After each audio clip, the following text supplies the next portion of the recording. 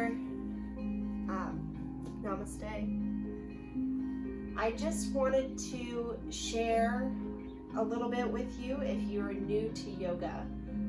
There is some part of yoga that makes people feel a little uncomfortable, gives them a little hesitation. So you go to a yoga practice, you do all these stretches and these poses, you might feel really good about it, and at the end of the practice, you actually are asked to get into a pose which is known as Savasana. And you can stay in this pose, the instructor will have you stay in it for anywhere from 5 to 20 to 30 minutes. And this pose is, if you're just going for a physical practice, it can be kind of confusing. It definitely was for me when I first started yoga.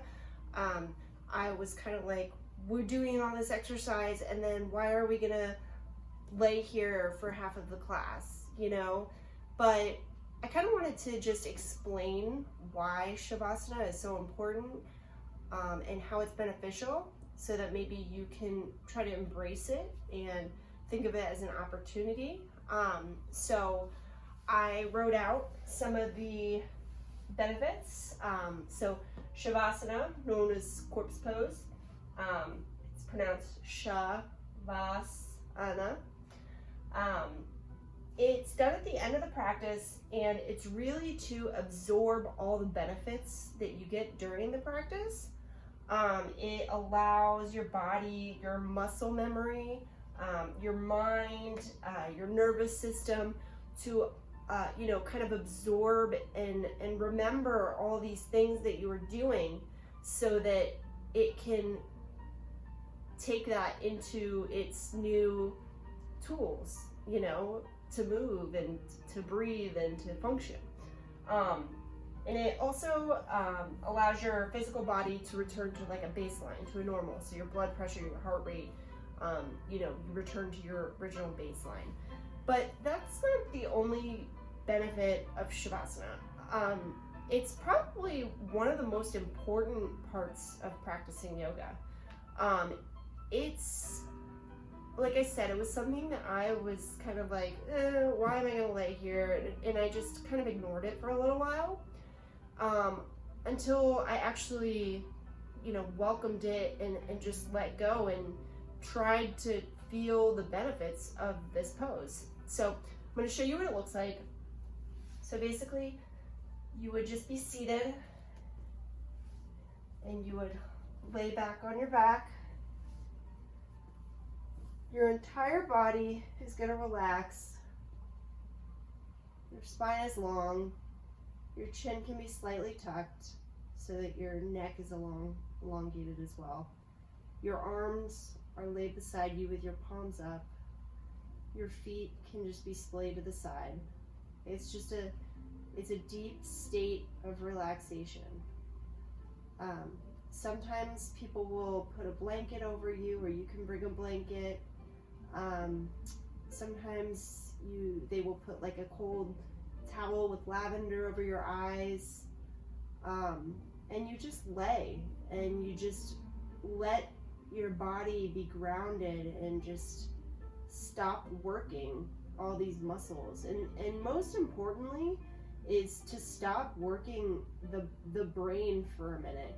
Like, stop thinking about, during the practice you're so worried about the poses and what's coming next and how you're doing this, and then you focus back to the real world. You focus back to, well, what do I have to do after this, and how is my day gonna go, and what's, all this stuff going on. So if you could just take this time to just lay and just quiet your mind and just kind of just come inward, it gives you this quality of just knowing yourself in a very, very significant way.